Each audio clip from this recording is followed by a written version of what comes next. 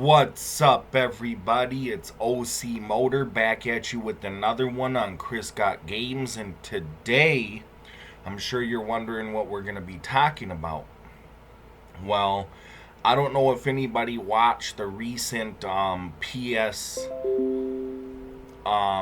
showcase, the PlayStation showcase that happened earlier this month.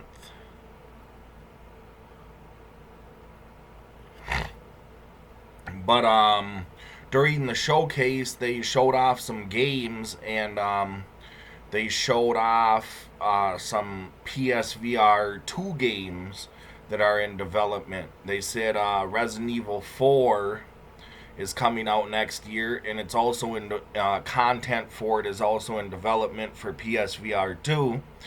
Then they showed that Resident Evil Village, the full-fledged game, is in development for PSVR 2. And at the end of the PSVR 2 stuff, they showed the Horizon Call of the Mountain, I believe it's called, which will be a Sony exclusive for PSVR 2. But in the middle of that, they showed this Walking Dead game. And I don't know if anybody caught it, and I'm surprised that I'm the only one speaking on this. But if you noticed, and I'm surprised nobody caught it, at the end of the trailer for the Walking Dead PSVR 2 content, they showed a date of 2022. So does that mean that we are going to be getting PSVR 2 this year in 2022? That must mean what it means, because why would they say a game is coming, and they specifically said PSVR 2. They didn't say anything about being compatible with the original PSVR. They said PSVR 2. And it said 2022. So that means we're getting PSVR 2 this year. And you heard it here first. And I'm surprised that look at the PlayStation showcase for June 2022. It happened a couple of weeks ago. And right at the beginning, after a certain surprise trailer, they go right into PSVR 2 content. And I believe it's the second game that they show is The Walking Dead, and it says 2022. So, wow. So that means that at some point, either this summer or at some point in the fall, we're going to get a confirmation on PSVR 2, which is crazy because I just don't see how it's coming out in 2022 when we don't even know what the thing actually looks like. We don't know how it functions. We don't know how it plays. I know Alana Pierce on YouTube. She works for Santa Monica Studios for PlayStation. And in one of her recent videos when she was watching the PlayStation showcase, she said that she actually got to play the PSVR 2, but she can't speak on it, and that it's just all she could say is that it's pretty cool, and that's it. So I guess we've actually had a legitimate person that actually works through Sony play the PSVR 2, so that pretty much confirms that it's a done product. It's ready to be released. So since someone actually played it, so I kind of do believe that it's coming out this year. But the reason why I think we're going to hear about it, I would think by July, is because why would you wait until September or October to say something about this? And when they said 2022 on the Walking Dead game, they didn't say what month. So they're keeping that a secret as well. I think, though, the only way that they would say something about this in September is if they plan to release PSVR 2 during the holidays, which wouldn't make sense to me, because I would think that they would want to, especially with the way that the PS5 shortage is going, I would think that they would want to be pushing PS5 sales into the holidays. So, I mean, this is possibly something that could come out during the summer, July or August, or potentially September. But the fact that someone actually played it and there was a 2022 date means this thing is ready to come out. So there is a slim possibility, because all of that stuff could be subject to change. There is a possibility that the PSVR 2 could be pushed to 2023, but the simple fact that somebody played it already and they already have games saying 2022 that are being developed for it tells me that it's ready to go, this year. And if it's not this year, it's probably going to be early 2023. Now, that being said, here's what I think about the PSVR 2. Because Nintendo has the hybrid handheld thing, and that's their baby. That's what is selling the Switch. People try to say that that's not the reason the Switch is so successful. The only reason the Switch is successful is because it's a hybrid console. It would have not even sold close to 100 million units if it wasn't a hybrid console. And you can sit here and try to argue all you want, but that's just what it is, man. Microsoft has Game Pass. That's their baby. That's what they're trying to roll with. Sony has VR. That's their baby. So Nintendo has already proven that the hybrid thing is successful.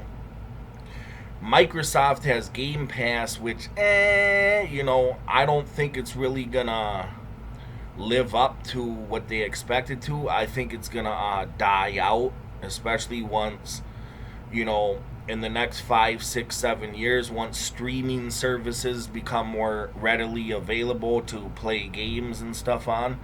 But with Sony, this PSVR 2 could overshadow the fact that they don't have a service like Game Pass, and it could make or break them. I think it has a potential to be really successful, but three things have to come into account with it. One, it's going to have to be cheaper than the original PSVR.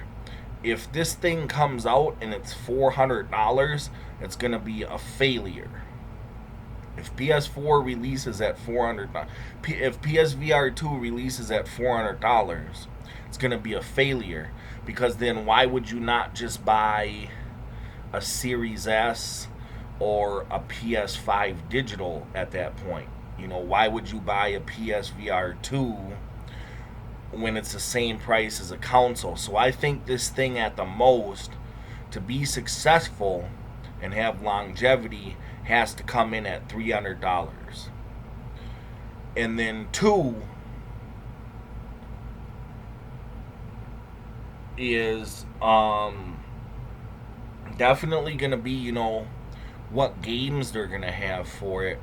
I think for PSVR 2 to be successful, because the capabilities of PSVR 2, it's going to be more powerful than any other VR unit on the market. So eventually you can't just have these weird oddball games that can only be played on PSVR 2. You have to somehow, what I would do is, if PSVR 2 becomes popular, I would find a way to incorporate PS Plus into it, so you can actually play some of those games. Maybe not all of them would be compatible, but you could play some of those games on PSVR 2. If you, let's say you have it hooked up to your console, and you can just go into your downloaded library in PS Plus and play the game on PSVR. And then three, they really have to because of like the Oculus Quest and stuff like that, they really have to like hit a home run with this PSVR 2 and make it something to where like this is the platform I have to go with if I'm going to be in VR. They have to like make it so it's like this product is better than any other VR product on the market.